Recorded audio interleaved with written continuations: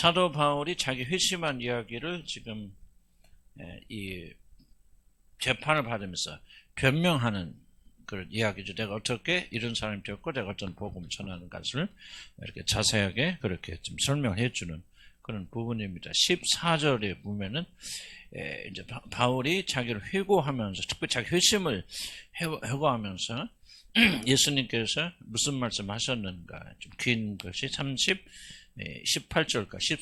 18절까지 말씀에 그 내용이 되어 있는데 오늘 다 할지는 모르겠어요. 그러나 이제 좀 중요한 말씀이 있습니다. 우리가 다 땅에 엎드려지면 그 빛이 보였지 다메섹 도상에 내가 소리를 들으니 히브리 말로 이르되 이 히브리 말로 이랬단 말은 예수님께서는 히브리 말 하셨는데 이 히브리 말과 아람어가 다릅니다. 아람어는 그 당시 뭐냐면 그 예루살렘이나 유다에는 이스라엘 사람들은 사는 게 아니고 바벨론 포로로 잡혀가면서 그 예루살렘 성지 다 함락됐죠. 무너졌잖아요. 그래서 그걸 점령했던 그 갈대아 사람들, 바벨론 사람들이 주위에 있는 사람들, 아랍 사람들을 다 그걸로 이주를 시켜가지고 또는 주인들이 떠나가 버리니까 그 성에 들어와서 거주하게 되어져서 이제 예수님이 사실은 그 당시에는 유대, 예루살렘, 이스라엘 사람들보다는 이방인들이 더 많이 살고 있고 이방인들이 장악하고 있던.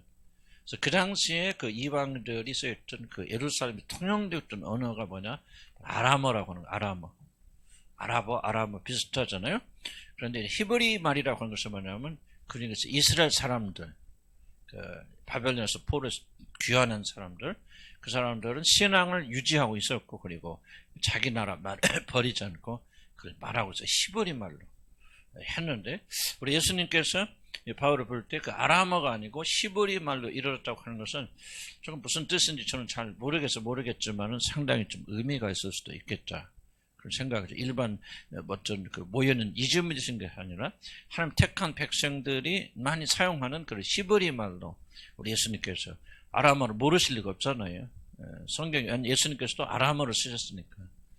십자가 달려 죽을 때도 엘리라마 사막다리 히브리 말이 아니고 아람어입니다. 그렇게 되어진데 왜 하나님께 예수님이 히브리 말로 이렇게 쓰셨을까 하는 것은 솔직히 저는 좀 잘 여러 가지 추측할 수 있겠지만 잘 모르겠어요. 그러나 뭔가 좀 특정한 것이 있을 수 있겠다. 그렇기 때문에 바울이 히브리 말로 했다는 사실을 강조하고 있거든요. 그래서 또 이제 또 한편을 보면은 이 아무것도 아닌 것 같지만은 그때 무슨 나라 말로 했다는 것은 이 기록을 조금 생생하게 만들어주죠. 확실하게. 그때 말에 누가 무슨 말 했는데 그때 무슨 옷을 입고 있었어? 그러면은 바로 기억이 더 확실하다는 얘기잖아요. 그런 것처럼 그때 내가 들었을 때 예수님이 히브리 말로 하셨다는 것은 히브리 말에 어떤 특별한 의미가 있을 수도 있겠지만은 지금 내가 말하고 하는 이 내용들은 역사적인 근거를 가지고 있는 그런 말입니다. 그래서 이 14절 보니까 다 땅에 빛이 오니까 엎스러졌지만은 내가 소리를 들으니 히브리 말. 다른 사람은 히브리 말 몰랐는가? 그럴 리는 없죠. 이게 동양이니까. 그러나 바로 예수님께서 히브리 말로 이제 바울에게 말씀하시다. 뭐라고 하냐? 사울아 사울아 내가 어찌하여 나를 박해하느냐? 가시체를 뒷발질하니까 내가 고생이니라. 그 말을 좀 말씀하십니다. 이 말 지금 1번 한번 볼까요? 주님께서 다메섹 도상에서 하신 말씀이고요. 이걸 압축하면 이런 말 뜻입니다. 바울의 삶 한마디로 그리스도 밖에 있는 삶이죠. 자 보세요. 하나님 열심히 믿었잖아요, 바울이. 그리고 지금 왜 다메섹에 가서 그 예수 그리스도 믿는 사람을 잡아 죽이려고 그럽니까? 하나님 향한 특별한 열심이 있기 때문에 그래요. 하나님 향한 특별한 열심이 있기 때문에 그렇게 하려고 하는데 그래서 하나님 열심히 믿긴 믿고 율법을 지키긴 지키지만은 그리스도는 믿지 않죠. 그래서 그걸 가리켜서 뭐라고 말하냐? 그리스도 밖에 있는 삶이다. 좀 우리가 그렇게 표현할 수 있잖아요. 그리스도 밖에. 하나님 믿긴 있지만. 예를 들면 우리가 교회를 열심히 다니고 하나님 믿는데 진심으로 거듭난 사람 자녀가 되고 예수님과의 살아있는 인격적 관계가 있지 못하다면 그것을 가리켜서 그리스도 밖에 있는 삶이다. 바울이 하나님 전혀 몰랐던 거 아니잖아요. 그리고 열심히 특출했단 말이에요. 특별한 관계, 열심을 가지고 있었는데 그건 예수 그리스도를 자기 구주로 받아들이지 못했기 때문에 바로 그것을 가리켜서 한마디로 바울의 삶은 그리스도 밖에 있는 삶이다. 그렇게 말하는 거죠. 밖에 있는 삶이다. 그게 무슨 뜻이냐면 그렇게 밖에 있는 삶을 사는 것이 가시체로 뒷발질을 하는 것처럼 내가 고생이니라. 한마디로 말하면 예수 그리스도 밖에 있는 삶은 고생이다. 너 예수 안에서 있지 않고 하나님 열심히 믿는 거 율법 잘 지키고 있지만은 너희들이 네가 그렇게 예수 밖에 있는 그런 삶을 사는 거 보니까 참 네가 고생이다. 한마디로 예수 밖에 있는 삶은 너무나도 힘든 고생이다 하는 것을 지금 예수님께서 바울에게 말씀하고 계신다. 무슨 뜻인가 이해가시죠? 그래서 이런 걸 통해서 우리가 뭐를 배워야 됩니까? 결국은 여러분이 왜 힘들고 고생하고 어렵습니까? 한마디로 압축하면요, 예수 그리스도 밖에 있는 삶을 살 때는 정말 바울처럼, 바울 벌써 최선의 삶을 살았잖아요. 열심을 다했고, 그리고 하나님을 기쁘시게 삶을 살겠고, 충성 헌신했고, 어떻게 보면 종교적인 차원에서 보면 바울처럼 의롭고 흠잡을 수 없는 사람, 흠잡을 것이 없는 사람도 드문데, 주님 뭐라고 하냐면 너 그렇게 사는 것이 가시처럼 발길로 차는 것은 참 조금 표현이 그렇지만 개고생이다. 그 말 개고생이다. 그 말하고 있잖아요. 나는 우리가 이런 말들을 가볍게 여기지 마시고 정말 이게 우리 삶을 정말 조명해 주는 거 아니에요? 여러분 왜 이렇게 사는데 힘들습니까? 개고생이십니까? 여러분만 그런 게 나도 똑같은 그런 질문이 해당되겠죠. 왜 그렇게 힘든 삶을 사세요? 이거는 딱 하나입니다. 그리스도 밖에 있는 삶을 살기 때문에 하나님이 정해준 삶이 아니라 하나님이 원하시는 그 길이 아니라 뭔가가 우리가 그리스도 밖에 있는 삶을 사는 것 참 여러분 보세요. 바울은 성실한 삶을 살았거든요. 바울은 결코 여러분 윤리적 도덕적으로 흠잡을 수 있는 이런 예수 믿기 이전에도 그런 삶을 산 사람이 아니었어요. 율법을 너무나도 잘 지켰던 사람이고 자기를 뭐라고 고백합니까? 내가 하나님을 사랑한 열심히 특출하여서 하나님 진심으로 전심으로 성실하게 윤리와 도덕적으로 흠잡을 수 없는 그런 삶을 살았는데 예수님 그 삶을 한마디로 뭐라고 정의합니까? 너 개고생이다. 그죠? 개고생을 하고 있다. 왜? 너 그렇게 모든 걸 다해도 너는 지금 예수 안에 있지 않잖아. 예수 밖에 있는 것이 바로 이렇게 개고생을 그렇게 말합니다. 그러니까 나는 여러분들이 좀 이런 걸 읽고 들을 때 마음에 심각하게 생각해야 돼요. 우리는 어떻게 무의식에 생각합니까? 하나님의 뜻대로 살고 하나님 원하시는 길을 가면 그게 힘들다, 그게 고생이라 그렇게 생각하고 자기 나름대로 어떤 어려운 걸 찾기 위해서 발버둥 치고 있잖아요.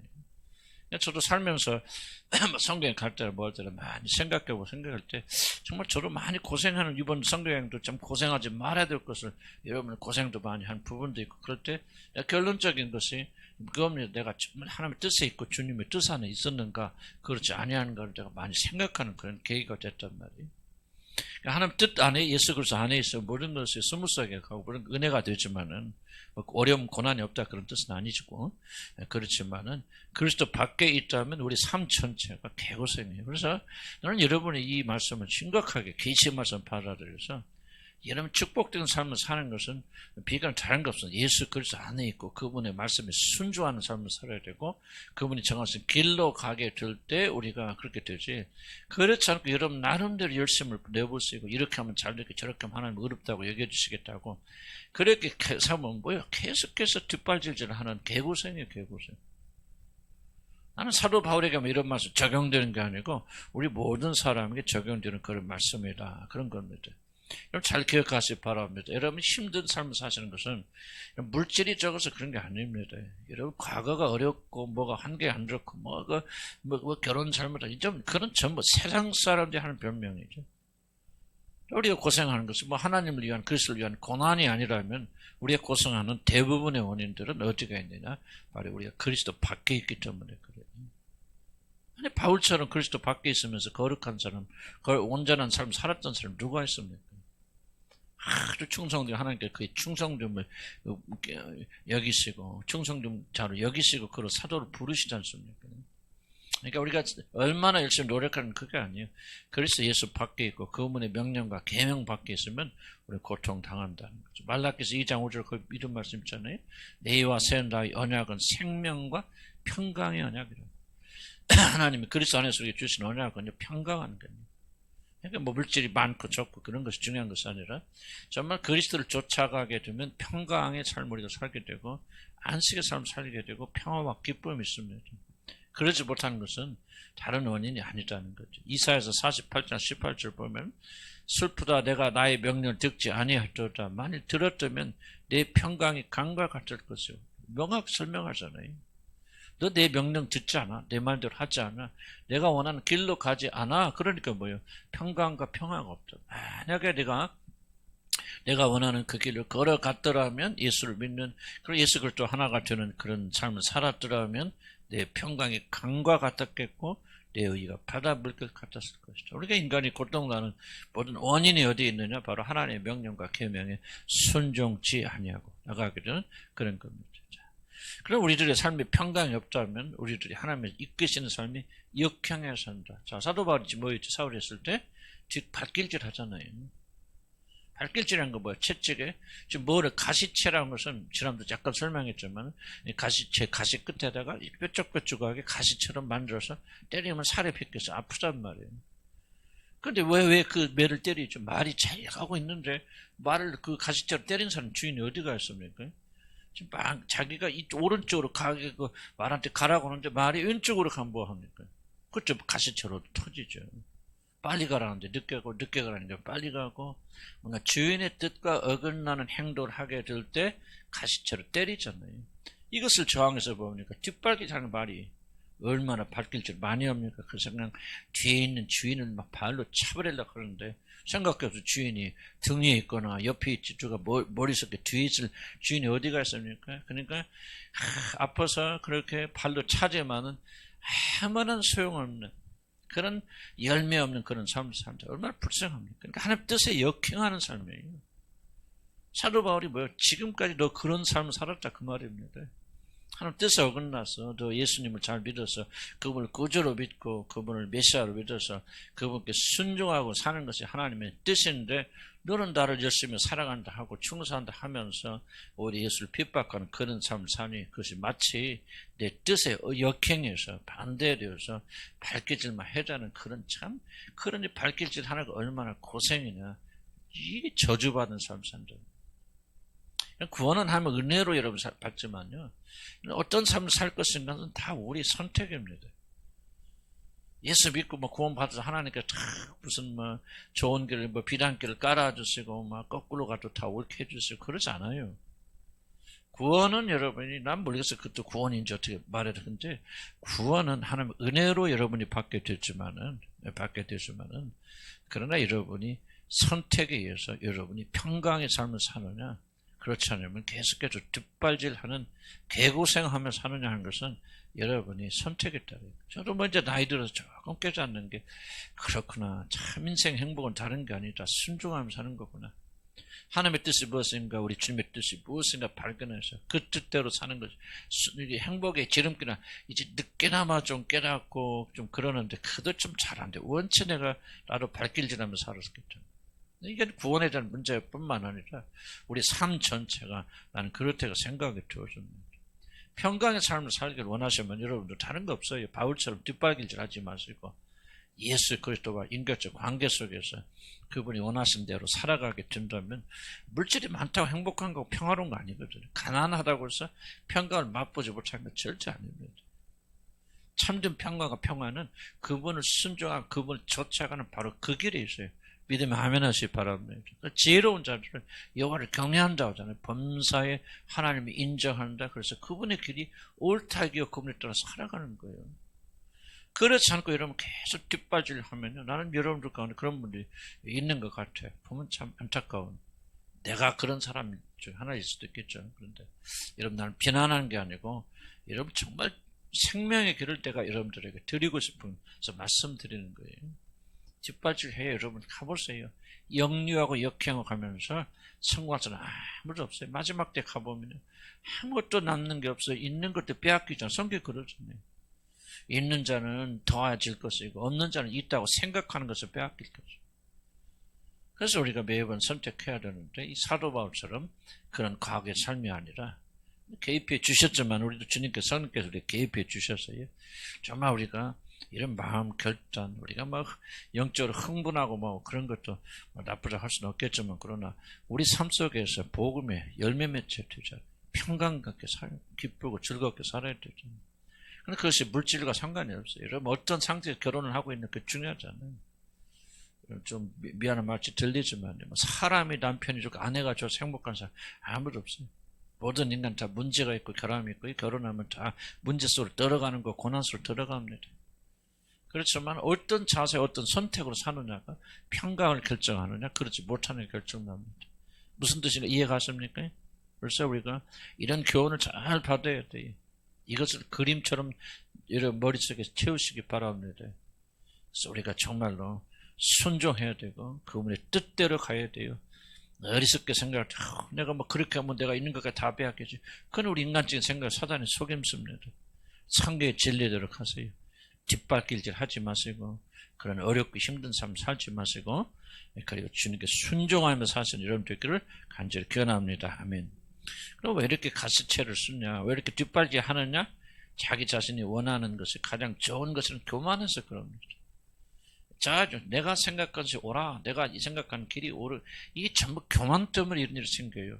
그래서 우리는 어떤 교만을 가지고, 교만은 다른 거 아니에요. 하나님 자신보다 내가 더 똑똑하다고 생각하는 거예요. 교만의 밑바닥 속에는. 정말 하나님이 지혜롭고 하나님이 옳다라고 진짜 믿으면 교만 할래 할 수 없죠. 교만은요, 왜 그렇게 무섭고 심각한 죄이냐. 하나님을 무시하고 멸시하기 때문에 교만. 다른 건 우리가 뭐 연약해서 넘어지기도 하고 막 그래서 연약하기 때문에 그러죠. 교만은 연약하기 때문에 넘어지는 병이 아닙니다. 교만은 자기 자신 속에 내 자신의 지혜가 하나님 지혜보다 더 뛰어나고 내 자신의 강함이 하나님보다 더 강하다고 하는 내적인 강력한 뭐라 합니까? 이거 교만을 다른 표현. 이런 생각들이 자만심이 자부심이 가득 차 있기 때문에 일어난 현상입니다. 왜 그렇게 하나님께 순종하지 못합니까? 그 밑바닥 속에는 여러분의 생각이 하나님 생각보다 지혜롭겠다고 생각해요. 어떤 일이 딱 부딪히면 이건 이렇게 하면 안 돼. 저렇게 해야 이게 해결되지. 이렇게 생각한단 말이죠. 그래서 우리가 철저하게 이걸 포기해야 돼요. 여러분 주의 뜻을 따르려면 항상 자기 뜻을 내려놓는 훈련, 자기 뜻이 아무리 그럴듯하게 보여도 하나님 그리스도의 십자가 앞에 내려놓고 못 받고 자기 뜻이 아니라 하나님의 뜻을 구하는 마음의 기본 자세를 가져야 돼. 그래야 평강이 맙니다. 엄청나게 어려운 싸움이에요. 여러분 싸움이지만은 해보세요. 여러분 지혜대로 하는 거 하면 다 뭐가 됩니까? 뒷발길 하다 힘 다 빠지죠. 채찍에 맞아 얼마나 아픕니까? 그래도 올바른 길, 그래서라도 올바른 길을 가면 얼마나 좋겠어요. 그러다가 멸망의 길로 들어간 사람이 한둘이지 않은지. 나도 지나가는 과거를 보면요. 얼마나 많은 것들이 이렇게 살아왔는지 참 후회되지만은 저런 거 후회한다 무슨 소용이 있겠습니까? 앞으로 남은 짧은 인생이라도 우리가 그렇게 살아야 되지. 그래서 겸손해야 돼. 겸손해서 성경 말하는 것 인간의 하나님의 어리석음이 인간의 지혜보다 낫고 하나님의 약함이 인간의 강함보다 더 강하니라. 이게 우리 무의식 세계를 지배하고 다스려야 된다. 자, 벌써 사도 바울이 왜 그리스도와 그리스도를 믿는 자를 핍박하고 죽이려고 그럽니까? 왜 그랬을까요? 그것이 옳은 일이라고 생각했기 때문에. 사도 바울은 이것이 죄라고 생각 안 해요. 그건 옳은 일이라고 굳게 믿었기 때문에 그런 거예요. 그럼 왜 옳은 일이라고 굳게 믿습니까? 옳은 일이라고 굳게 믿는 자기 판단과 생각이 옳다고 여기기 때문에. 그러니까 우리는 이 무엇을 훈련부터 해야 됩니까? 내가 생각할 때 이게 옳아. 저 사람 저런 사람 틀려. 우리 그런 또 판단 많이 하잖아요. 저 사람 저래서 그래 저래서 그럴 거예요. 이게 참 특히 목회자들도 보면 이 선입관이라는 게 참 무섭게 작동해요. 또 오랜 세월 동안 그 사람 알아왔기 때문에 이 사람이 그럼 그렇구나. 이렇게 하는 게 이것까지 교만한 일이 없단 말이더라고요. 이게 예를 들자면 이런 하나의 작은 것부터 왜 이렇게 판단하게 될까? 왜 판단하지 말라 했을까? 판단하는 순간 내가 자신이 하나님의 자리에 가 있단 말이에요. 저 사람 저래서 그래. 내 부모는 내 자식은 내가 내 몸에서 낳았으니까 내가 누구보다 내가 저놈을 이 딸을 내가 더 잘 알지 하는 이런 교만한 생각을 우리가 가지고 있죠. 그러니까 우리는 인간되고 피조물되고 우리는 하나님께서 알려주지 않으면 아무것도 알 수 없다는 그런 사실 겸허하게 받아들여야 돼요. 겸손해야만이 매번 주님의 뜻에 순종하게 되고 그 결과가 뭐냐? 평강이 여러분이 많은 거예요. 여러분이 머리에서 나온 생각은 다 멸망이고 파멸이고 성령이 역사하지 않고는 그 모든 생각들이 다 썩어 문드러지는 잘못된 길을 나가게 되어줍니다. 그래서 우리 자신을 내려놓고 항상 성경과 하나님의 인도를 받아야 된다. 3번 볼까요? 우리들이 하나님의 뜻에 대항하여 싸우는 것은 참으로 어리석은 일입니다. 설명했네요. 쭉 보죠. 그러나 조금 더 밑에 보면 이 모든 것이 방해할 일은 헛바지는 아무리 저항한다 한들 어찌 자신을 내리치는 주님을 멈출 수 있겠는가. 그 다음 구절 참 유명한 구절입니다. 하나님께서 행하신 일을 보라. 하나님께 굽게 하신 것을 누가 등이 곧게 하겠느냐. 여러분 삶 속에 굽게 하신 것이 있을 겁니다. 어떤 부분은 판판하지 않고 어렵고 힘들고, 그것이 결혼 생활이 될 수도 있고, 그것이 여러분 경제가 될 수도 있고, 여러분 만약 하나님께서 그것을 굽게 하셨다면 누구도 등이 그것을 펴지 못합니다. 이 말을 잘 기억하시기 바랍니다. 하나님과 화목하고 하나님께 인정받아서 하나님께서 여러분의 삶을 편하게 만들어 주시지 않는다면은 하나님께서 굽게 하신 것을 누가 곧게 등에 하겠습니까? 여러분 매일매일 노력다. 그러니까 뭐 가시밭길을 피하기 위해서 네가 발길질 하는데 그거 참 고생이구나. 발길질 해서요 가시밭길을 제거할 수 있는 사람 아무도 없어요. 이것을 인정하는 것이 바로 겸손입니다. 아 그렇구나. 아무리 노력하여도 어떤 일이 일어나도 내 운명을 뒤집을 수 없구나. 하나님께서 허락하신 일, 하나님께서 하신 일을 돌려놓을 수 없구나 하고 포기하고 하나님께 엎드려서 복종하는 삶을 살아야 되는데 우리는 끝까지 무슨 생각이었습니까? 아담이 가지고 있던 생각, 내가 이게 선악과를 먹어서 지혜만 생기냐면 하나님처럼 무엇이든지 할 수 있다고 하는 그릇된 자존감이 자신감이 우리 안에 뿌리 박혀 있었어요. 우리가 지속적으로 가시채를 펴서 발길질 합니다. 나는 여러분이 이 상태에 있는 한 여러분 마음속에 여러분 삶 속에 전혀 평강이 없다고 생각해요. 구원받아 예수 믿고 구원받아 하늘나라 갈지는 모르겠죠. 그러나 중요한 질문은 여러분 이 삶 속에 정말 평강한 삶을 살고 계십니까? 그렇지만 뭔가 여러분 운명과 여러분이 있는 것을 거스르기 위해서 계속 발걸음질하고 있습니까? 나는 적어도 여러분 가운데 적지 않은 분들이 아직도 이런 삶을 살고 있다고 그렇게 생각합니다. 주님 보실 때 너 개고생이다. 할 수 없는 거. 내가 너 굳게 만들어서 하나님 허락지 않으면 생각해보세요. 내가 이 사람과 결혼했겠어. 물론 우리가 잘못된 거 우리 선택이라 할 수 있죠. 그러나 만군의 주여 하나님께서 허락지 않았다면 하나님께서 이런 일이 일어날 수 있겠습니까? 그럼 하나님께 허락했을 때는 뭔가 우리 인생 굽은 것을 우리에게 집어넣어 주는 거죠. 그걸 우리가 못 핍니다. 왜 우리가 필라고 합니까? 못 펴 죽을 때까지 그 씨름하고 발길질 하다가 지쳐서 쓰러지게 되어집니다. 남편은 아내를 고치려고 하지 마세요. 죽어도 얘는 못 고칩니다. 아내들은 남편 버릇이나 습관들 이런 것 좀 조금 고칠 수 있겠죠. 그런 건 우리가 할 수 있겠지만 그 사람의 됨됨이나 잘못이나 이런 것 좀 고칠 수 없어요. 하나님께서 굳게 하신 거 누가 펴입니까? 하나님만이 펴실 수 있거든요. 그러나 하나님 언제 펴주십니까? 우리가 그분의 뜻대로 살고 순종하게 될 때 하나님 것을 펴주시는 것이죠. 나는 여러분들이 얼마나 많은 사람들이요 이 하나님과 씨름하는지 몰라요. 굽은 것을 피게 하려고 내 운명을 바꿔놓으려고 그렇게 발버둥 치거든요. 그런데 이걸 잘 기억, 그게 바로 에덴에서 일어난 하나님에 대한 반역이라는 거예요. 내가 선악과를 먹어서 지혜만 생기면 난 못할 일이 없을 거예요. 내가 마음 먹으면 무엇이든 할 수 있어요. 내가 이것이 부족해서 그래 이것을 더 보충하고 보완하면 내가 하나님처럼 뭘 할 수 있겠지. 그런 생각으로 하는 자들이 얼마나 많냐 그 말이죠. 나는 여러분들이 지금 지혜가 필요하다고 생각하는 거예요. 하나님과 싸워서 이길 수 있는 사람 아무도 없다. 하나님이 여러분 인생에 굽게 하신 것을 여러분 결코 펼 수 없습니다. 굽어진 배우자가 있거든 그대로 사세요. 받아들이시고요. 그리고 왜 하나님이 이런 자를 내게 허락하셨는가? 그 안에서 여러분 자신을 겸비하고 낮추시면은 하나님께서 때가 되고 하나님의 목적 안에 있다면 그 굽은 것을 펴주실 거 아니에요? 왜 하나님이 아직 펴지 않은 굳게 하신 것을 왜 펴라고 발버둥 치고 뒷바퀴질을 합니까? 그래서 인생이 개고생인 거예요. 안 돼요. 우리는 겸손하게 우리 자신을 인식하고 인정하고 받아들여야 됩니다. 사도 바울이 악한 의도를 가진 거 아니에요. 그렇지만 그가 하나님 뜻을 알지 못했기 때문에 그렇게 열심으로 뒷발질 하는데 주님 보시기에 안타까운 거지. 너 어찌 뒷발질을 하냐. 참 너 고생이 너무너무 심해서 난 너 불쌍해서 이렇게 내려왔다면 그렇게 말씀하신 거. 같습니다. 그래서 우리들은 하나님의 뜻대로 살고 예수 그리스도를 믿고 받아들이고 그분의 말씀대로 사는, 그렇게 되면 그러다가 하나님께서 그 굽은 것을 펴시는 것을, 여러분 인생에 굽은 것을 주셨을 때는 왜 그러셨을까요? 여러분 아무도 잘못도 없는데 부족하지 않은데 굽은 것을 주셨을까요? 그렇지 않아요. 여러분 삶에 무엇인가 굽은 것이 있기 때문에 그 굽은 것을 피시기 위해서 굽은 것을 보내주시는 거예요. 이해가서 무슨 뜻인지 우리가 수없이 이야기해 왔지만 또 다른 편으로 만들면, 여러분 삶에 굽은 것이 없다면 하나님 굽은 거 보내지 않습니다. 굽어버린 것이 있어. 이것 있으면 큰일 나.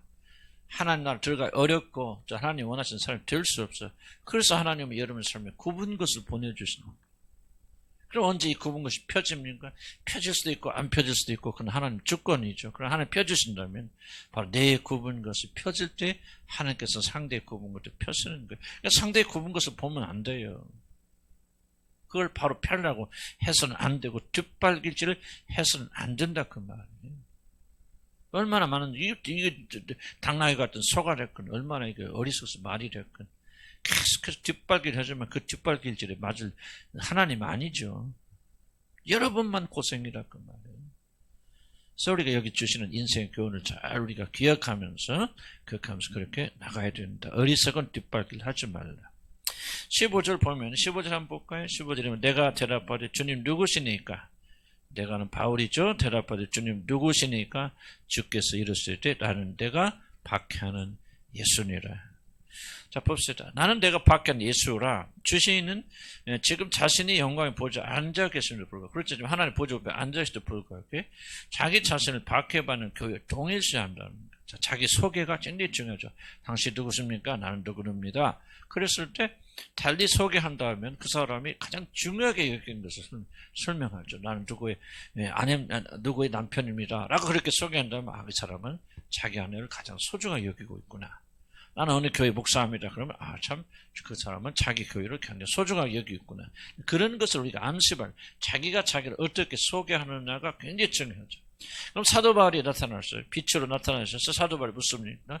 도대체 당신 누굽니까? 주님 물었습니다. 그럼 우리 주님이 모를까? 자기 마음속에 있는 가장 중요한 것을 내놓겠죠. 나는 누구다. 그럼 나는 그럴 것 같아. 나는 바로 이 하늘의 영광의 보좌, 하나님의 자리에 앉아있는 영광의 왕 예수다. 이렇게 말할 것 같아, 나 같은. 근데 우리 예수님은 그렇게 말씀하시지 않잖아요. 저는 이렇게 이 말씀을 준비하면서 정말 한번 특별한 생각을 좀 해봤어요. 왜 예수님이 그렇게 해서 말씀하셨어요? 뭐라고 설명하고 자기 직책이 여러 가지 있을 텐데 영광의 왕이다. 온 우주 만물을 다스리고 창조한 자다. 이렇게 설명하는데 딱 무슨 말을 합니까? 나는 내가 핍박하는 예수라. 난 이 말 속에 굉장히 큰 것이 들어있다. 그렇게 생각합니다. 그게 뭡니까? 이제 봅시다. 자신을 박해받는 교회 동일시하잖아요. 그리스도는 자신의 몸이죠. 그래서 아니 그 교회는 그리스도가 아니고 교회는 자신의 몸입니다. 자신의 몸의 일부가 고통당하는 것은 그 자기 자신 전체 고통받는 것입니다. 자신의 몸인 교회가 당하는 어려움을 간과하지 않고 하늘의 보좌에서 개입하신다. 난 이 말이 굉장히 인상 깊었어요. 자기 자신과 나는 하늘에서 영광의 보좌에 인재는 예수다. 그러면은 그것이 풍기는 뉘앙스가 뭐냐면 지금 땅에서는 당신의 교회가 핍박받고 있잖아요. 지금 사도 바울이 바울 되기 이전에 지금 다메섹에 들어가서 몸된 교회를 핍박받는데 나는 영광 중에는 예수라 그런 거야. 우리 백성들이 어떻게 되든 나 별로 관심 없어. 그렇게 말하는 거잖아요. 자기만 관심하는. 옛날 왕들도 그렇고 뭐 요즘 대통령들도 그렇죠. 뭐 백성들 생각합니까? 오직 자기 위치만 생각하는데 만약 예수님도 그렇게 말했다면 우리 생각에 그렇구나. 우리 예수님도 그렇구나. 그런데 뭐라고 말합니까? 가장 지금 백성이 고통당하고 있다. 어려움을 겪고 있는데 그 어려움을 겪고 있는 백성들과 자기를 동일시하잖아요. 나는 우리 성경 읽을 때 좀 이런 그 훈련이 필요하다고 생각하는데 그 안에 예수의 사랑이 있잖아요. 놀라운 게 들어있잖아요. 정말 그냥 성경에는 그냥 말이 기록된 게 아니거든요. 뼈대가 있는 말이고 정말 중요한 것이 있는데 이 말이 얼마나 나한테 위로가 되는지. 그럼 뭐예요? 예수 그리스도가 이렇게 박해받는 교회와 자기를 동일시하여서 영광을 내려놓고 나는 그런 자라고 내 영광, 내 위치 그런 것만 신경 쓰신 분이 아니라 지금 밑바닥에서 고생하고 있고 어려움을 겪고 있는 그 연약한 자신의 교회와 자기를 동일시하여서 뭐요? 자기 자신이 하늘의 보좌의 영광의 자리에 앉아있는 것보다도 무엇을 더 많이 생각하신다는 얘기죠? 땅에서 고통받고 있는 교회를 더 많이 생각하신다. 놀라운 거죠. 아멘? 그래 안 그래요? 이런 변화받는 것은요 바로 이런 걸 깨닫는 거죠. 그랬구나 우리 주님이. 그러면 그러신 주님께서 이런 이 땅에서 어려움을 겪고 있는 여러분과 동일하겠어 안 하겠어요? 그럼 신앙은 뭐냐? 이런 것을 여러분 삶 속에까지 끌어들여야 돼요. 거기서 위로받고 격려받고 그래서 이런 고통과 어려움을 겪을 때 낙담하지 않냐고. 그래 하늘에 계신 우리 주님은 보좌에 앉으셔 지금 내가 왕이다 그렇게 의시되면서 잔치하고 계시는 게 아니라는 거지. 지금 연약하고 부족한 우리 백성들이 고통당할 때 우리 주님은 그 고통을 보시겠어요 안 보시겠어요? 그럼 보신다는 사실 믿어요 안 믿어요? 대부분의 사람들 안 믿습니다. 아니 못 믿어요. 그래서 성경에 계시해 주는 것이죠. 하늘에 계신 왕은 왕자에 앉아서 지금 잔치하고 놀고 있는 것이 아니다. 그의 마음 어디 있다는 거예요? 고통받는 자기 교회에 있다는 거예요. 어려움이 있다. 그러니까 어렵고 고통을 당할 때 여러분 어떻게 합니까? 여러분 그 말에 위로받는 거 아니겠어요? 하나님께서 날 버리신 게 아니구나. 그리스도께서 그리스도도 함께 하시는구나. 이 아픔과 고통 속에 동행하여 주시는구나. 그런 것을 여러분이 믿음으로 받아들이니까요. 믿음으로 받아들여서 우리가 기뻐하고 즐거워하고 담대하게 나. 이 말씀이 우리는 생명이죠. 여러분 보세요. 막연하게 예수님 날 도와줄 그게 아니고요. 성경처럼 이걸 한번 기억해 보세요. 어려움을 겪을 때. 어려움을 겪을 때 우리 주님은 내 어려움을 보실 거야 안 보실 거야. 대부분의 사람들은 내 어려움을 보신다. 말은 그렇게 하겠지만요. 그런데 그런 말은 하면서 왜 두렵습니까? 왜 떱니까? 왜 불평이 나옵니까? 왜 힘들어합니까? 그건 안 믿기 때문에 그런 거 아니에요. 진짜 믿는다면 결과가 나와야 되지. 그러니까 우리가 진짜 고통과 어려움이 있을 때도 하늘에 계신 그분께서는 우리 고통을 관계심 하여 안 하세요? 하시는 분이시죠. 뭐 합니까? 통일시하죠. 내가 뭐랍니까? 나는 이 땅에 있는 교회들이 고통당하는 것을 불쌍히 여기는 줄라 그렇게 말하지 않거든요. 뭐라 합니까? 나는 네가 핍박하는 예수라. 완전 동일하잖아요. 그렇죠? 그러니까 뭐요? 이제 너하고 나하고 한 몸이라는 거죠. 이 땅에서 고통과 어려움을 겪고 있는 너희들은 그냥 내가 그냥 너의 고통을 이렇게 들어주는 게 아니야. 너의 고통이 있고 나의 고통 이건 정말 놀라운 비밀 아닙니까? 그러니까 예수가 말하는 거죠. 나는 네가 박해하는 예수다. 완전 땅에서 박해받고 있는 자와 자기 자신이 한 몸이라는 거예요. 하나라는 거예요. 믿으십니까? 아멘 하기 좀 어렵죠? 거시기 하죠? 우리가 믿도록 믿음 달라고 기도해 주죠. 그러면 이 믿음이 있게 되어주면 여러분 보세요. 여러분 어려움과 고통 당할 때 우리 주님께 가지고 나가서 고백하고 여러분 알게 되면 왜 이 고통이 눈녹듯이 사라지면 평강과 기쁨이 옵니까? 하늘의 왕께서 나의 고통 들어주시는 거예요. 저도 아플 때 되게 아파요. 이렇게까지 아플 수 있나? 그럴 정도로 나도 50견 알아봤는데 그거는 비교가 안 되게 아파요. 기침할 때는 얼마 찢었는데. 근데 그 무슨 생각이 드냐면요. 그래서 내가 무슨 생각이 있냐면 그런데도 낭만이 안 되는 거예요. 그 다음에 무슨 생각이 자꾸 나동적으로 떠오르냐면 하나님 우리 좋으신 아버지는 합력과 선을 이루어주신다고 그랬는데 결코 좋은 목적을 가지지 않고 이것을 허락하실 리가 없어. 그 마음이 확 생기는 거예요. 근데 그때 무슨 생각이 나면 이게 어디서 나온 내가 계속 가르쳤잖아. 그죠? 가르치는 게 속에서 막 올라오는 살아있는 게 되어지는 거죠. 그래서 저는 굉장히 이 눈꽃만치도 없다 하는 말은 거짓말이겠죠. 스쳐지는 생각으로 그렇게 했지만 지금 아픈데도 그냥 지금 때가 되면 낫게 해주세요. 이걸 통해서 뭔가 반드시 선한 일을 하실 거야 하고 마음에 뭐가 있냐 평강이 있단 말이죠. 그럼 이 평강이 어디서 오냐? 진리를 하는 데서 오는 거예요. 잘 될 때 지나면 잘 될 거야 하는 것은 그거는 믿음이 아니죠. 믿음은 항상 진리. 우리 아버지는 우리 하나님 그리스도는 선한 분, 아름다운 분. 그래서 우리가 이게 네가 자전거 타고 가다가 하나님 허락지 않았으면 내가 너무 자빠졌겠습니까? 원인이 어디 갔든 내가 털털을 먹은 그건 1차적 원인이고 아버지께서 허락했을 때는 반드시 선한 일을 이루시려고 하는 선하실 마음이 있으니까 허락하실 거예요. 그래요 안 그래요? 그러니까 뭐예요? 그 믿음을 가지고 고통간에 기뻐하고 즐거워 참고 견디는 거 아닙니까? 난 똑같은 것을 우리 삶 속에 적용을 해야 된다. 그렇게 생각이 들었습니다. 그리스도, 하늘에 계신 그리스도는 우리의 고통을 동일하셔서 여러분이 어려움을 겪을 때 우리 주님도 같이 어려워하신단 말이죠. 여러분 벌써 시집간 여러분 딸이 여러분 가서 얼마나 고생하는지 어느 날 전화했다면 엄마 나 이렇게 힘들어. 그러면 이런 마음이 어때요? 근데 시집 갔는데 내가 내가 너까지 신경 쓸 여유가 어디가 있나? 그런 엄마들도 있겠지만은 되게 그렇습니까? 정상적인 엄마 같으면, 정상적인 아빠 같으면 그 마음을 듣는 순간 뭐 합니까? 가슴에 애리겠죠. 저는 아까 좀 집중하기도 어렵서 박종우 사역자 있죠? 그분 오래됐지만 그분이 박종우 아시죠? 그분이 그분이 간암에 걸려서 완전히 죽을 줄 간이 수술이 뭐고 다 없어졌대요. 그냥 일부분만 남아서 다 파괴되고요. 간암이 다 세포가 다 눈금만 남았는데 거기서 그분이 살아났어요. 어떻게 살아나면 그 딸이 간을 이식해줬어요.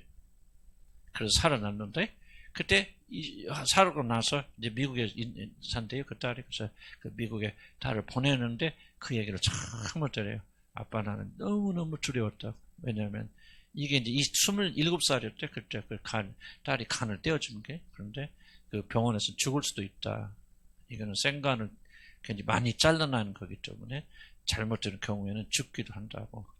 그래서 이제 그렇게 떼어나고 이제 회복하는데 항생제가 수십 군데 링겔을 다 찔러놓고 회복이 안 돼서 계속 그 고통 통증에 생간이 떨어져 나갔으니까 얼마나 아프겠어요. 그런데 그렇게 했죠. 그래서 나중에 이제 그걸 이야기를 하면서 그럼 왜 그런 일을 했는가 궁금했는데 딸이 그러더래요. 내가 안 해주면 아빠가 죽잖아. 아빠가 죽는 걸 내가 어떻게 봐. 그러면서 이 딸이 27살 때 자기가 죽음을 무릅쓰고 해줬대. 근데 그 딸이 그러대. 나는 참 죽는 게 이제 끝이다. 나도 여기서 죽을 수 있다. 그렇게 고통이 있는데 참 죽을지 모른다는 공포와 두려움이 그렇게 많이 있었다고 그렇게 이야기하더랍니다. 무엇에 이런 것을 만들까? 아빠와 딸이라고 하는 이 사랑의 관계가 이런 그 위험을 서로가 무릅쓰게 만들잖아요. 우리 잘 세보세요. 우리는 아빠와 딸이니까, 그래, 아빠하고 딸이니까 그렇게 목숨 걸고, 자식이 아버지를 위해서 그렇게 간을 떼어줄 수 있지.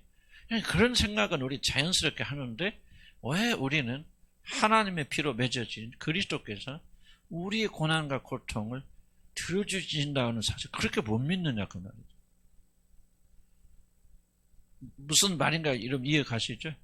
우리 신앙이 얼마나 부족하고 없길래, 믿음이 없길래. 아니, 부모와 자식 간에는 그렇게 할 수 있다는 사실 믿는데, 부모와 자식 간의 사랑과 비교도 할 수도 없는 그 하나님의 사랑이 우리에게 이런 사랑을 베푸신다는 사실, 왜 그렇게 못 믿는가? 성경 예수님 말이죠. 너에게 겨자씨만한 믿음이 있어도, 그 믿음만 있어도 산을 들어서 바다에 빠져라 명하여도 그렇게 될 것이라고 그랬는데, 사실 우리는 겨자씨만한 믿음도 없는 거죠. 특별히 무슨 믿음이 없어요. 하나님이 이런 놀라운 사랑으로 우리를 사랑하신다는 그 믿음이 우리가 부족한 겁니다. 그래서 기독교를 안다는 것은, 구원을 받았다는 것은 내가 그냥 죽어도 천당 갈 수 믿습니다. 이게 아니고죠. 그거는요, 기독교 아니어도 불교 열심히 믿는 사람들, 그 사람 죽으면 극락 간다고 믿지, 지옥 간다고 믿는 사람 있을 거예요? 선을 열심히 하는 사람, 나는 선행을 하면 극락 있고, 천국 되면 난 천국에 갈 것이야. 그렇게 믿는 믿음하고 우리 믿음하고 뭐가 다릅니까? 난 죽어도 구원받았으니까 하늘나라 갈 거예요? 나는 그거는 나는 우리 믿음이라고 하기 참 어렵다고 생각해요. 그냥 우리가 스스로 속는 거죠. 나는 언젠가 예수님 나의 구주로 받아들이니까 나는 지금 저도 천국에 갑니다. 그건요, 불교 다닌 사람들이 나하고 남마음을 타는, 나는 새벽에 내가 뉴스를 보니까 어디 보니까 그 누구야? 어디 시장이라도 어디 강원도 어디 시장인데 그 사람이 불교 신자래. 그래서 그 사람은요, 선거 때 지금까지 하루도 안 빼고 새벽 4시에 부인하고 일어나서 목욕 재개하고 어디 절에 가서 공을 들이고 그리고 출근한대. 시청으로. 아니, 그냥 보면요, 이게 우리의 정성하고 비교도 안 된 정성이다. 한번 생각해 보세요. 우리의 믿음이, 이게 잘할 게 있나 까놓고 얘기했어요. 나는 좀 우리가 근본적으로 우리 믿음을 다시 한번 우리 주님의 한 교회가 저 자신부터 생각할 때가 됐다 생각해요. 나 구원 안 받았으면 또 막 둘이 가서 그렇게 좀 그런 일 좀 그만하고요. 그거는 정말 이건 여러분 초보도 안 돼요. 초보도. 아유, 그럼 또 내가 지옥 가는 거야? 뭔단 말이야? 아유, 또 벌벌. 나는 이건 여러분의 믿음의 초짜도 모르는 사람의 행동이라 생각해요. 그게 아니라 이제 정말 우리들이 구원받은 하나님 자녀가 되어졌다면은 도대체 우리 믿음이 무엇인가 한번 정말 진지하게 생각하고 이제부터 우리가 믿음 생활을 진지해야 되겠다는 이런 위대한 결단들이 나와야 되는 거 아닙니까? 난 벌써 여러분 가운데서도 막 또 구원의 확신이 없어서 막 흔들리고 참 있을 수 있게 난 그분들을 붙잡아줄 수 없어요. 나는. 그렇지만 여러분 진짜 하나님 자녀가 된 자들은 이제 적어도 믿음이 무엇인가를 우리가 깊이 생각하면서 이 믿음이 우리 삶 속에서 역사를 일으켜야 된다 믿어요. 아멘?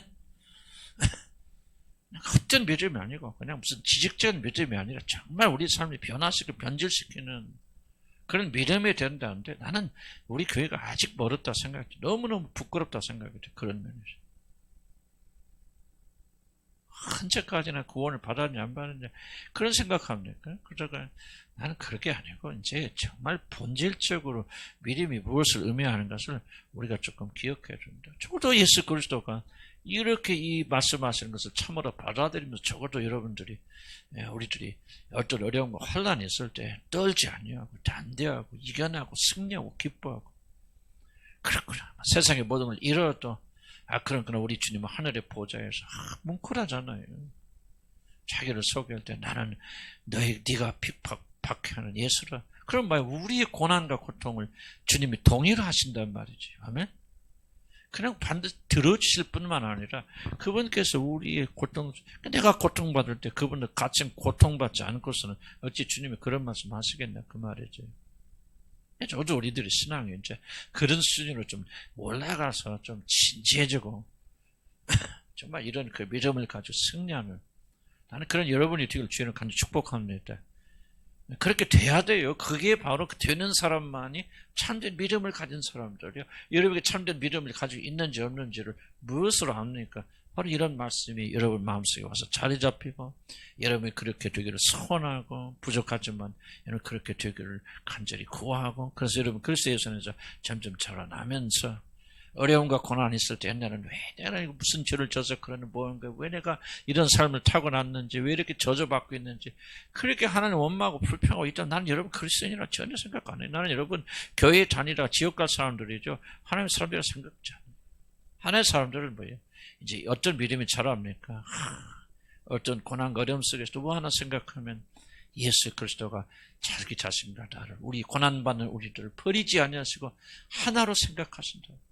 이것보다 더 큰 위로를 여러분 어디서 받겠냐? 이게 바로 우리의 그 위로고 이게 우리 소망이고 바로 이것이 바로 그리스도의 사람들이에요. 아멘? 그리고 나는 여러분의 마음속에 거듭났다면 이런 마음의 씨앗이 뿌려졌다고 믿습니다. 우리 임무는 뭐냐? 순종하고 기도함으로 이런 것들 우리 안에 자라나게 만드는 것이죠. 하나님의 계시잖아요. 하나님의 음성이잖아요. 나는 내가 핍박하는 예수라. 사단에 대해서 그렇게 말할 거예요. 사단의 모든 부하들에 대해서 그렇게 주님 말씀하실 거라 생각이 되어서 어려움이 있을 때마다 다른 거 기억하면 안 돼. 진리를 기억해야 돼.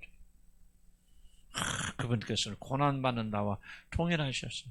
내가 어려움을 겪을 때 누군가 나를 괴롭힐 때 그분에게 우리 주님이 이렇게 말씀하셨어요. 나는 네가 핍박하는 예수다고 그렇게 말씀하시는 믿어요. 믿으면 아멘 하시기 바랍니다. 그것으로부터 우리가 위로받아야 된다. 격려받아야 된다. 그리고 이 세상을 이겨나가야 된다. 그렇게 되기를 소원하시면 다시 주님의 이름으로 아멘 하시기 바랍니다. 얼마나 놀란 말입니까? 놀랍죠? 놀랍죠? 위로받으십시다.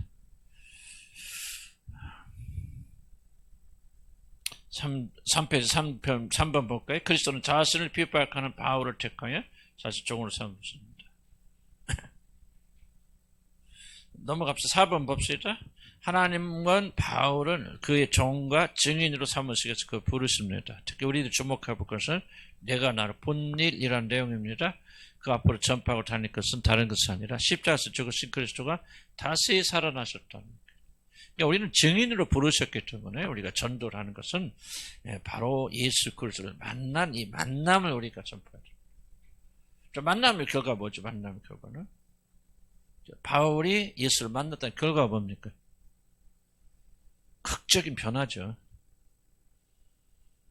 하나님을 핍박하고 예수님을 핍박하는 자가 갑자기 180도 변해서 그를 위해서 목숨을 바치고 변하는 자로 변했다. 그럼 뭐밖에 없는 거예요. 그가 극적으로 예수가 주는 살아계신 예수를 만났다는 증거죠. 여러분이 구원의 확신, 구원의 증거가 무엇이었습니까? 나는 하늘나라 갈 수 있고 하나님 자녀 증거가 무엇입니까? 극적인 변화입니다. 극적인 변화 있어야 구원받는 게 아니에요. 구원받은 자들은 극적인 변화가 일어나게 되어졌다. 이것의 증인이 되라 그 말입니다. 부활하신 예수 직접 만났어요. 우리는 직접 만나죠. 사실 그러지만은 우리 눈에는 보이지 않잖아요. 도대체 내가 주님을 만났다는 증거, 살아계신 주님을 보았다는 증거, 구원받은 증거가 무엇입니까? 극적인 변화입니다. 주님을 만나지 않는 대로 극적인 변화가 있으면 구원받는 그 말하고 있는 것이 아니라 주님을 만난 모든 자들은 극적인 변화가 있고 이 일을 사람들에게 증언하라 그 말이에요. 만약 여러분이 주님을 만났다고 하면서도 여러분이 아무런 변화 없고 극적인 변화가 없다면 그것은 여러분들이 주님을 만난 거예요. 다시 한번 강조하지만 오해하지 않기 위해서 극적인 변화가 먼저 있어야 구원받는 거 아니에요. 구원받은 사람들, 주님을 만난 사람들은 극적인 변화가 따라옵니다. 그래서 저와 여러분들은 이미 구원받았고 주님을 어떤 형태로든지 우리는 바울처럼 보았다고 나는 믿어요. 우리 영적인 교수로. 무엇이 지금 안 돼요, 바울처럼. 뭐가 안 됩니까? 극적인 변화가 드러나고 있지 않죠. 그래서 그 잘못됐다고 말할 수도 있겠지만 거듭난 우리들이 좀 더 이 변화된 삶에 충실해야 된다. 모두 초점을 거기다 맞춰야 된다. 우리 삶으로 내가 예수를 만났다는 증거를 보여준다. 아내가 남편을 볼 때 깜짝 놀라야 되고 남편이 아내를 볼 때 깜짝 놀라야 되고 하는 극적인 변화. 물론 아직 완전하진 않죠. 그래서 실망할 때도 있고 낙심할 때도 있고 보고 낙담할 때도 있을 겁니다. 그러나 나는 이걸 왜 자신 있게 말씀드리면 내 삶에서 일어나고 있기 때문에 저희는 변화된 사람들을 보면 또 우리 교회에서 정말로 구원받던 사람들을 보면은 정말 이 극적인 변화를 내가 보고 있기 때문에 나는 자신 있게 말씀드리는 거예요. 적어도 우리가 구원이 무엇인가를 알고 추구해야 된다. 구원의 핵심은 뭐냐? 주님을 만나는 증거면 극적인 변화. 자 보세요. 핍박하던 자가 그를 위해서 목숨을 바치는 극적인 변화로 바뀌어지죠. 도둑질 하던 자들이 선을 향하여 가난한 자를 돕게 되잖아요. 자기만 탐심을 가지고 자기만 했던 자들이 물질을 아끼면서 내어주는 사람이 되잖아요. 이런 변화가 없다면 우리는 구원받자 말하기 참 어려운 겁니다. 더 이기적이 되어서 나만 잘 먹고 살아야 돼. 어떻게 할까 하는 생각들이 있다면은 그는 구원받았어도 받지 못했거나 구원받았어도 뭔가 그 부분에서 굉장히 하나님과 막혀있는 잘못된 부분이 있죠. 모든 것을 자기만 생각하는 사람들이 구원받은 사람은 뭡니까? 이제 다른 사람을 궁일이 여기는 마음이 생겨서 자기는 못 먹더라도 죽고 싶으면 자꾸 죽고 싶은 마음이 생기죠. 나는 여행 갔을 때 뭐였어요? 내가 팁을 줍니다. 인도 가서도 보면 저에 왜 준 줄 아십니까? 그 사람들 얼마나 가난합니까? 옛날에는 내가 그런 거 안 줬는데 이제 주님 알게 된 다음부터 정말 긍휼히 여기는 마음이 있으니까 그냥 내가 할 수 있으면 과하게 주고 또 주고 만들어서 주고 왜 우리에게는 아무것도 아니지만 그들에게는 엄청나게 큰 돈이거든요. 그러니까 조그만 그런 부분이지만 나는 모르겠어요. 내가 마음에 이런 거 없었는데 뭐 다른 이슈도 있고 뭐 그럴 수 있겠죠. 그러니까 이런 변화들이 어떤 형태로든지 반드시 여러분들이 있어야 되고 이걸 중요하게 여겨야 돼요. 우리가 구원받은 하나님의 백성들이라면은 조그만 삶 속에서부터 극적인 변화가 일어나야 된다. 방향이 틀어져야 된다. 그래서 우리가 이런 걸 기억해야 됩니다. 왜 이걸 기억해야 되냐면 우리가 극적인 변화가 일어난 사람들이라도 항상 그 상태를 유지하기 어려워요. 그렇죠? 어렵기 때문에 저도 그렇고 항상 이 말씀을 통해서 이게 구원이 무엇인가, 내가 받은 구원이 무엇 때문에 이루어진가를 항상 기억하면서 다시 한번 우리가 헌신하고 충성하고 자기 자신을 채찍 처리해 나가야 된다. 이게 구원이구나. 이러기 위해서 하나님께 나를 구원해 주셨구나 말이지. 하는 그런 말씀을 가지고 믿음을 가지고 여러분 나가야 된다 그 말이에요. 나는 좀 여러분들이 제일 안타까운 여러분 가운데서는 시계추처럼 왔다 갔다 하다가 지옥 가는 사람도 있을 줄 알아요. 이게 좀 마음에 근데 힘을 어떻게 할 수 없는 것이지. 착해서 그런지 뭐니 열심히 교회는 나오시는데 정말 진정한 만남이 없기 때문에 사도 바울 보세요. 다시 한번 사도 바울 기억해 보세요. 그가 과거 윤리적 도덕적 흠 있는 사람이 아니에요. 하나님께 충성한 사람이에요. 헌신한 사람이에요. 그런데 뭐가 없어요? 그래서 인격적 만남이 없었어요. 만남이. 이놈이 거듭나 회심하기 이전에 사도 바울과 이후에 그 사람이 크게 달라졌다고 하는 것은요. 여러분 윤리적 도덕적 차원의 이슈가 아니에요. 헌신의 이슈가 아니에요. 그에 말씀은 그리스도를 향해 있는 살아있는 관계를 가지지 못하느냐 그 관계 아닙니까? 그러니까 우리가 정말 우리가 또 여러분들에게 강조하고 싶은 것처럼 살아있는 믿음을 가지셔야 되죠. 교회 열심히 출석하는 게 중요한 게 아니다. 기도 열심히 하는 게 구원이 아니다. 정말 예수 그리스도 살아있는 관계를 가졌느냐. 그럼 살아있는 관계를 가지면 어떻게 되느냐. 변하지 말라도 변한다는 얘기죠. 그러나 우리 죄와 허물 때문에 또 어떤 사람은 변하는 속도 빠를 수 있고 어떤 영역에서는 감춰져 있을 수 있고 내릴 수도 있고 그러지만 적어도 우리가 몇 가지 영역에서는 획기적인 변화들이 반드시 일어나야 되고 이러는 변화를 우리가 지속적으로 추구해야 된다는 말이죠. 우리 먹고 마시고 우리들 편하고 안전하고 저도 보면 이렇게 이게 쪄들어 있는지 편하면 얼마나 편합니까? 잘 먹으면 얼마나 잘 먹었습니까? 그런데 온통 우리의 무의식을 이게 지배하고 있다고 말이죠. 그럼 뭐 하는 거야? 구원을 받은 백성들이 하루아침에 변하는 게 아니에요. 변할 수 있는 모든 그런 기초는 갖춰져 있지만 그것을 가지고 우리들이 두렵고 떨리는 마음으로 우리 구원을 이뤄 나가야 되고 매일 회개하면서 우리가 그런 삶을 살아가서 좀 더 가난한 자들에게 나눠주고 그리고 가난한 교회가 나눠주는 그런 삶을 살아야 되는데 정말 제 자신이 가장 큰 보니까 참 많은 것 같아요. 먹히자니까 돈이 없다는데 어떻게 보면 다 핑계 아니겠습니까? 보면 할 것 다 하고 먹을 것 다 먹죠. 그러면 이제 뭔가 이것이 없다 저것이 없다 우리는 목회자고 가난한 월급도 적으니까 안 해도 된다는 그런 잘못된 큰 그래서 우리가 이런 데서부터 우리가 저부터 제 영역을 말씀드렸지만 여러분도 꼭 물질이라 그런 것을 떠나서 뭔가 근본적인 변화가 됐기 때문에 저와 여러분이 변화된 삶에 초점 맞추고 살아가야 됩니다. 아멘. 변화되지 않아 근본적인 것이 안 바뀌었으면 아무리 가르쳐도 안 돼요. 그러나 이런 바뀌어서 새 사람이 되었다면 새 일을 행할 수 있는 능력이 있고 지혜가 주어졌기 때문에 우리 믿음을 가지고 전진하며 나가야 된다. 그래서 우리 구원이 참된 구원이 된다. 시간이 많이 갔으니까 여기까지만 그러니까 뒷부분은 다음 주에 그렇게 하도록 그렇게 하겠습니다. 다시 한번 한 몇 분 안에 정리합니다. 제가 말씀드릴 건 고생하지 말자. 뒷발질하자. 주님이 정하신 그 길로 가야 된다. 순종해야 된다. 머리 좀 쓰지 마라. 여러분 두고 보시다 나중에 머리 써서 잘 되는 것 같아요. 계속 그 사람 뒷발질하다 끝납니다. 그래서 만나야 여러분 행복합니다. 그리스도의 뜻대로 가야만 여러분이 만족과 기뻐하는 삶을 살 수 있습니다. 아멘. 뒷발질하지만 연생의 모든 문제는 변명하지 마세요. 돈이 없어서 배운 게 적어서 부모 같아서 과거 같아서 죄 때문에 죄 얘기도 그만하세요. 다 용서받았어요. 여러분이 현재 평가를 누리지 못하는 것은 순종하지 않기 때문에 아직도 헛된 삶을 살고 있기 때문에 아직도 하나님 뜻이 아니라 자기 것을 좋은 줄 알고 자기 길을 가고 있기 때문에 이런 오늘도 고난과 고통을 당하는 이런 내 과거에 지은 죄가 많아서 오늘 벌 받고 있어 라고 말하는 것은 한정이 뭐냐면 그것 때문에 오늘 현재 오늘의 죄가 덮여져 버린다는 거예요. 과거 죄 때문에 내 과거에 잘못해서 이게 지금 벌 받고 있어. 그러면 지금 내가 잘하고 있다는 얘기예요. 나지 지금 문제. 지금 오늘 내가 문제를 잘못을 저지르고 있고 스톱하고 있지 않기 때문에 그래서 문제가 일어나는데 과거 때문에 그렇다고 말하면 자꾸 나는 지금 잘하고 있는 것 같이 착각하고 있다면 아니죠. 과거의 죄도 핑계대지 마시고 넘어가지 마시고 오늘 우리가 하나님 뜻대로 살지 못하고 예수 그리스도와의 인격적 관계, 사는 관계를 가지지 못한다면 우리의 모든 생활은 가식체를 뒷발견처럼 헛고생하고 있다. 그냥 믿고 나서 하나님 나라 가는 사람들이 왜 이 세상 살면서 그렇게 개고생하며 사느냐?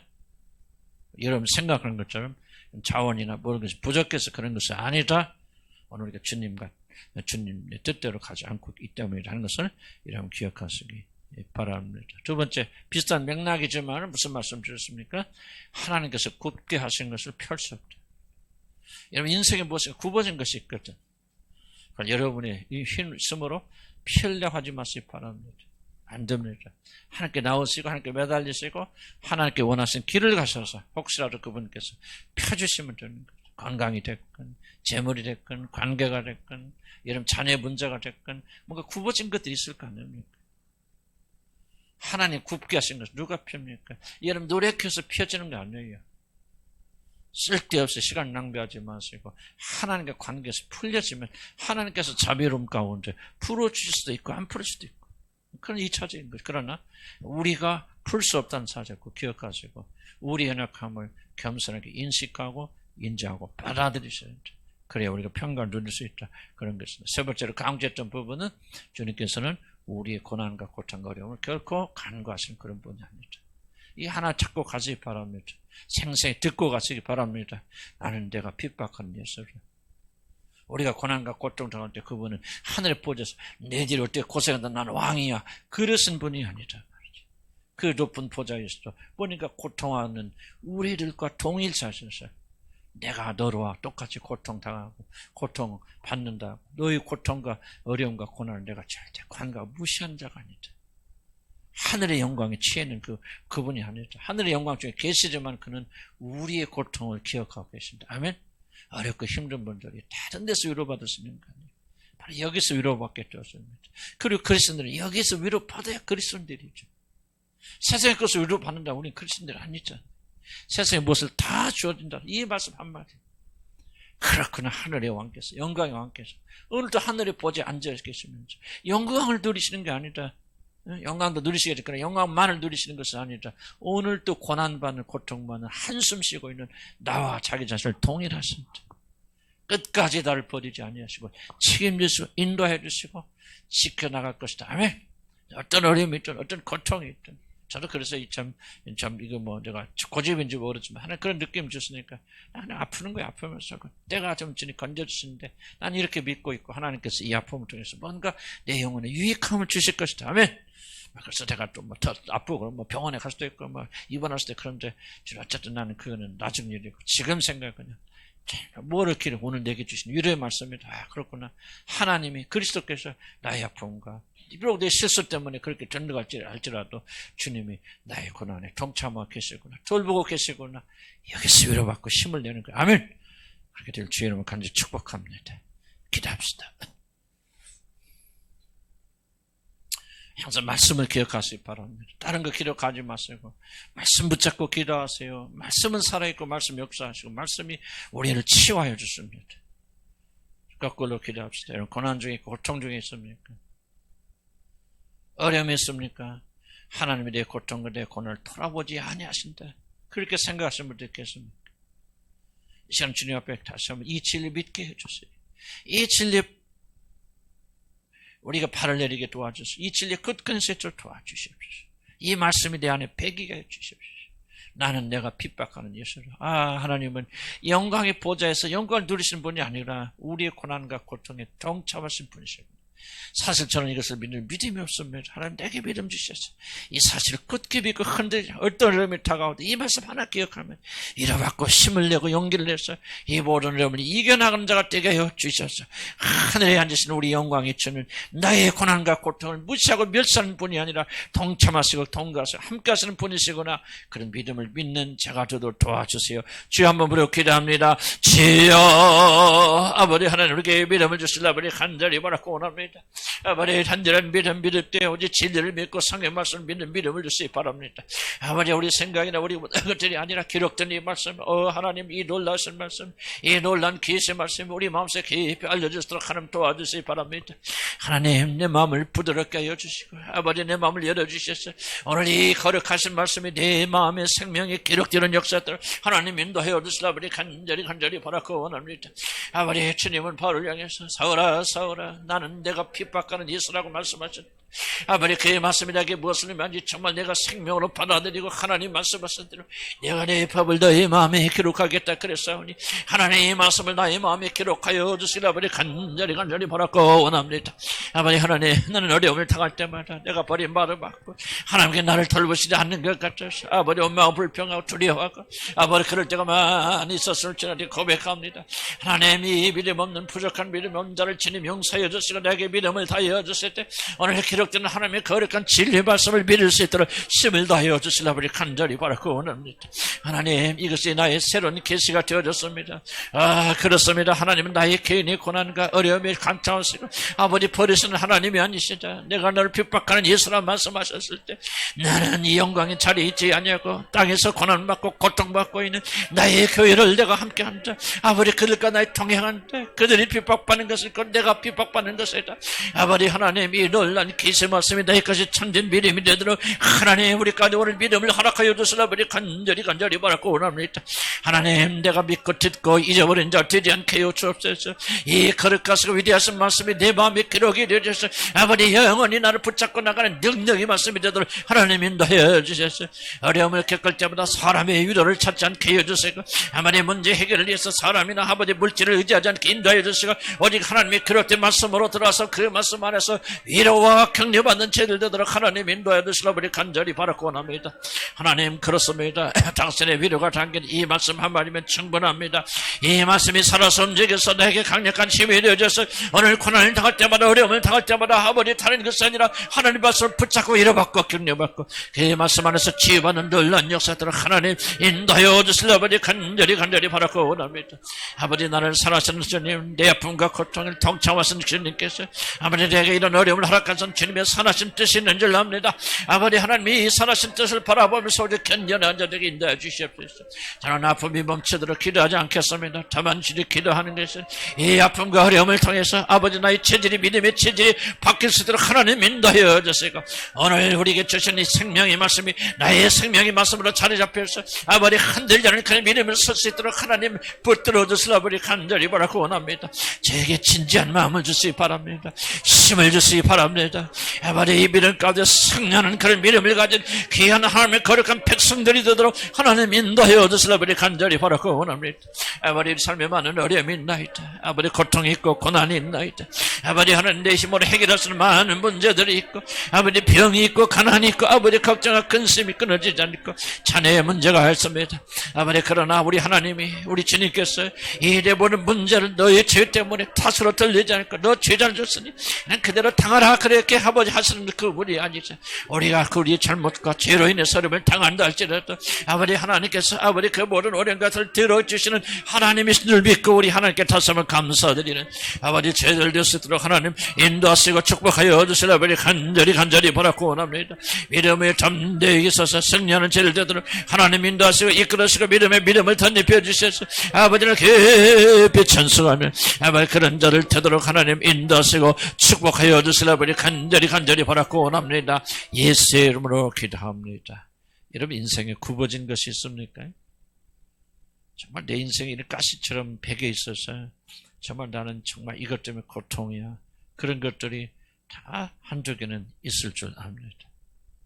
건강 때문에 고통하신 분들, 또 이런 배우자 때문에 고통나, 이건 정말 하나님께서 내게 주신 어려움이다. 그렇게 대여자 때문에 그렇게 하신 분들이 상당히 많이 있을 줄 압니다.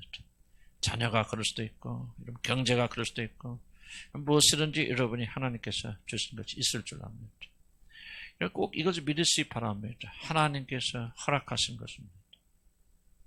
하나님 자녀들에게 주신 이 어려움은요, 하나님께서 직접적 원인이 아니죠. 우리의 죄와 잘못이 일어나는 것이 있지만 하나님께 허락하셔서 된 일인 줄 압니다. 두 번째로 기억할 것은 하나님께서 굳게 하신 것은 여러분 어떤 노력을 해도 피어지지 않습니다. 하나님께 여러분이 행복하기 전까지, 하나님께서 스스로 그 굽은 것을 곧게 하시기 전까지는 결단코 펼 수가 없습니다. 많은 사람들이 왜 고생, 저도 제 결혼이나 다른 걸 뒤돌아보면서 왜 고생입니까? 성경 말씀 딱 맞아요. 뒷발질 하느라 고생합니다. 그냥 지나가고 가가면 오늘 말씀으로 조명하시기 바랍니다. 우리 많이 기도하고 이게 중요하지 않아요. 사실은 먼저 많이 생각해야 됩니다. 내가 도대체 무엇을 했나? 왜 이렇게 나의 삶은 왜 이렇게 힘드나? 오늘 하나님 말씀 앞에 굴복해야 돼요, 여러분들. 하나님 말씀이 옳구나. 내가 지금까지 내 인생은 계속해서 뒷발질을 해서 내 고집대로 가려고 하고 내가 원하는 길로 가려고 그렇게 발버둥처럼 살아왔구나. 내 속에 내게 있는 곧게 하려고 이런 자식이 이런 문제 있을 때 얼마나 그거를 곧게 하려고 발버둥 쳤습니까? 됩니까? 경제적인 문제도 마찬가지, 건강도 그렇죠. 됩니까? 여러분 배우자 성격 중 한 개라도 고칠 수 있습니까? 안 돼요. 왜 그런데 지속적으로 발길질 하십니까? 계속 더 힘들어져요. 다 잊어버리시기 바랍니다. 하나님이 굳게 하신 것은 하나님만이 펴게 하십니다. 아멘. 이 믿음을 가지고 주여 어떤 것이 있든지 그것 때문에 뒷발길 하지 않게요 주시옵소서. 주님 내 힘으로 할 수 있는 것 같이 믿고서 그렇게 하지 않게 하여 주시옵소서. 조정하지 않게 하고 싸우고 다투지 않게 해서 하나님께서 굽은 것을 피실 때까지 그분 앞에 겸손하게 내 자신이 엎드리기를 소원합니다. 겸비하기 원합니다. 내 안에 선이 없습니다. 능력이 없습니다. 오직 주님만이 하실 수 있습니다. 온전한 포기 상태에 들어가도록 도우시고 축복해 주시옵소서. 기도합니다. 주여 아버지 하나님 우리 오늘 또 길의 영을 주시고 길의 힘을 주시고 오늘 이 믿음의 돌파 주시도록 하나님 인도해 주시라 아버지 간절히 바라고 원합니다. 오늘 우리 가운데 얼마나 아버지 하나님 뒷발질하니까 고생인자지만 저도 과거에 그랬고 아직도 그런 경향이 내 안에 남아있음을 주님 고백할 수밖에 없습니다. 이 어리석은 자가 제대로 깨닫지 못하였어. 아버지 다른 때문에 다른 원인 때문에 무엇이든 그래서 이것만 고치면 잘 될 것을 그렇게 착각하면서 여전히 발길질하지 않도록 주여 도와주시라 아버지 간절히 바라고 원합니다. 아버지 하나님 지혜를 주세요. 깨닫게 하여 주시옵소서. 우리 마음속에 이것을 얼마나 어리석은 깊이 깨닫는 자가 되도록 하나님 인도하여 주시라 아버지 간절히 바라고 원합니다. 내 인생에 있는 모든 어려움은 하나님이 허락하신 것입니다. 하나님이 나의 이익을 위해서 무엇인가 하실 목적을 가지고 아버지 이룩하신 줄 압니다. 아버지 앞에 기도하고 간구합니다. 하나님께서 굳게 하신 건 누가 굳게 펴겠습니까? 우리가 아무리 노력해도 아버지 우리가 죽는 신용을 다하고 우리 가진 모든 다 드린다 할지라도 하나님이 막으신 것을 어떻게 필 수 있겠고 하나님이 막으신 것을 어떻게 뚫을 수 있겠습니까? 아버지 우리가 겸손한 마음을 주셔서 겸비함을 주시옵소서. 내가 어떤 노력을 해도 무엇을 해도 난 내 배우자 고칠 수 없다는 것을 인정하고 받아들여 도와주시기 바랍니다. 아무리 찬스를 많이 하여도 그것은 관계를 어렵게 할 뿐이지 고쳐지지 않는 것을 기억할 수 있도록 하나님 도와주시고 축복하여 주시기 바랍니다. 우리는 무능력한 자입니다. 무기력한 자입니다. 하나도 내가 원해서 될 수 있는 것을 단 하나도 존재하지 않는 자라는 사실을 오늘 저희들 깊이 깨달을 수 있도록 하나님 인도하여 주시라 우리 간절히 바라고 원합니다. 어리석은 어리석게도 아버지 내가 지혜만 가지면 하는 점 될 수 있다는 사단의 여전히 속임수 여전히 속아 넘는 자들 하나도 없도록 지어 도와주시기 바랍니다. 사단의 속임수를 물리치기 바랍니다. 아니다 나는 아무것도 할 수 없다. 아버지 굽은 것을 내 힘으로는 내가 의지로는 도무지 굽을 수 없다. 아버지 우리가 얼마나 자녀들을 조종하기 위해서 우리가 발버둥 쳐갖고 자녀들 안에 굽은 것을 피하기 위해서 발버둥 쳐왔습니까? 얼마나 뒷발질하며 살아왔나이까? 얼마나 몇 빠지는 삶을 살아왔나이까? 얼마나 허비된 삶을 살아왔나이까? 아버지 어리석은 우리 죄를 용서해 주시고 오늘 모든 뒷발길질을 멈출 수 있는 지혜를 우리 가운데 허락하여 주시라 아버지 간절히 바라고 원합니다. 복음의 놀란 위대한 영이 우리께 이운다합니다. 아버지 우리는 아무도 할 수 없다는 것을 주님 고백합니다. 무력하고 무능력한 살 주님 앞에 고백합니다. 아버지 하나님 이 모든 것을 고칠 수 있는 주님 한 분밖에 없습니다. 아버지 하나님 저같이 사람들을 구원하겠습니까? 아버지 그런데 아버지 제 자신이 목에 대해서 구원하지 못하는 것을 이렇게 낭망하고 절망하는 것은 아버지 내 안에 그런 능력이 있다는 믿는 것이 아니기 때문입니다. 아버지 하나님 사람들이 구원받지 못한 하나님 막으신 일을 내가 어떻게 펼 수가 있겠습니까? 하나님의 은총과 자비만이 그렇게 하실 수 있습니다. 아버지 여신을 다시 한번 저 앞에 기도하고 간구합니다. 아버지 주님만이 고칠 수 있습니다. 주님만이 건강하게 하실 수 있습니다. 주님만이 이 모든 것을 내 입속에 굽어있는 아버지 이 모든 걸 빼내실 수가 있습니다. 내 성격이 아버지 못한 것도 성질 급한 것 누가 굽게 하겠습니까? 누가 그것을 펼 수 있겠습니까? 오직 주님만이 하실 수 있습니다. 하나님은 우리가 참된 겸한 마무리까지 허락하여 주셨죠. 하나님의 놀란 충만의 역사를 인도하여 주시기 바랍니다. 아직까지도 우리가 무엇을 했으면 노력하면 된다는 마음이 있습니까? 아담에게 심겨진 죄의 죄악이 우리 안에 아직도 남아있습니까? 아버지여 우리를 공의히 여겨주소서. 하나씩 우리는 아무도 할 수 없습니다. 주님 맞이하실 수 있습니다. 주님만이 굽게 할 수 있습니다. 아버지 먼저 타는 사람이 굴교가 아니라 내 눈에는 들보를 먼저 빼내는 자가 되도록 하나님 인도하여 주시라 우리 간절히 바라고 원합니다. 겸손한 마음을 주시고 겸한 마음을 주시고 우리 저 잘못을 인정할 수 있는 그런 마음을 주님 허락하여 주셨죠. 아버지께 영광을 드리는 제들 되시도록 하나님 인도하여 주시라 우리 간절히 바라고 원합니다. 우리가 더 이상 우리 삶의 어려움을 전지 않도록 도와주시옵소서. 예수님을 기도합니다.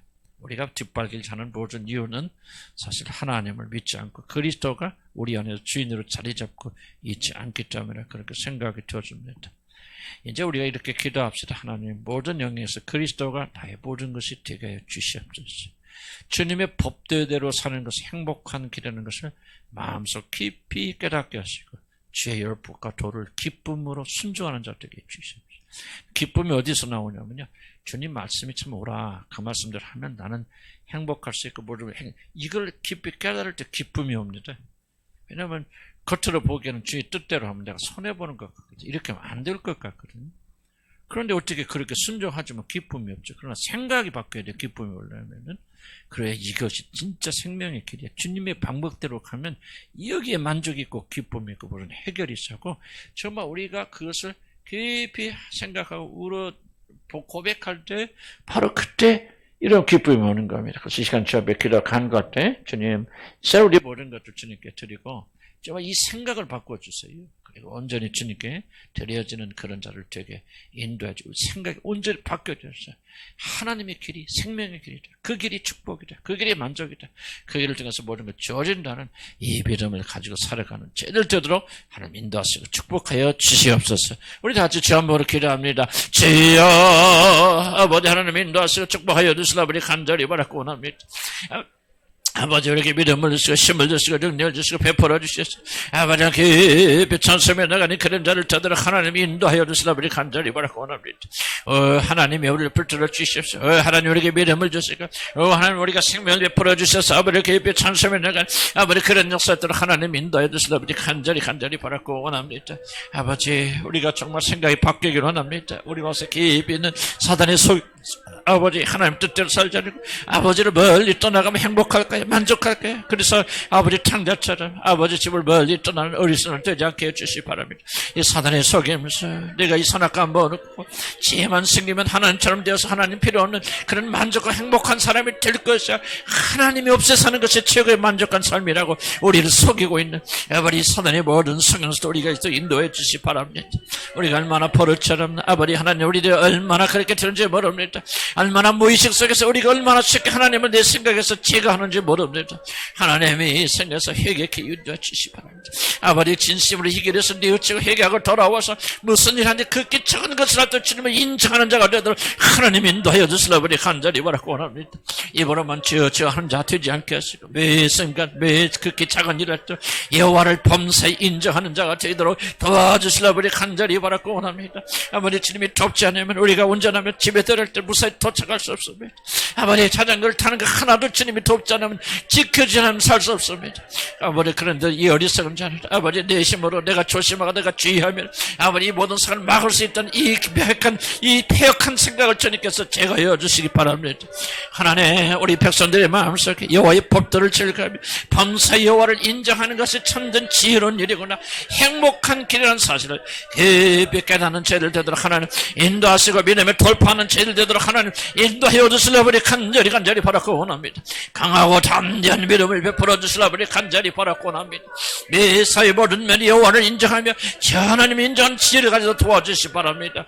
길었던 성경 말씀이 생명의 말씀이 되게 인도하여 주시고 아버지 하나님 영원하게 하는 그런 믿음 가지고 나가도록 하나님 인도하셔 축복하여 주시고 아버지 함께 나가는 그런 믿음으로 충만히 되가는 그런 역사였도록 하나님 인도하여 주시기 바랍니다. 믿음을 주시옵소서. 힘을 주시옵소서. 아버지께 영광을 드리는 죄를 되게 인도하시고 공혈과 은총 베풀어 주셔서 아버지 깊이 찬송에 나갈 아버지 그런 자들 되도록 하나님 인도하여 주시기 바랍니다. 이제부터 내 생각대로 살지 않겠습니다. 내 생각대로 판단하지 않겠습니다. 이것은 이렇구나 저것은 저렇구나 사람을 비판하지 않겠습니다. 아버지 우리는 선입관을 다 내려놓고 그렇게 소원합니다.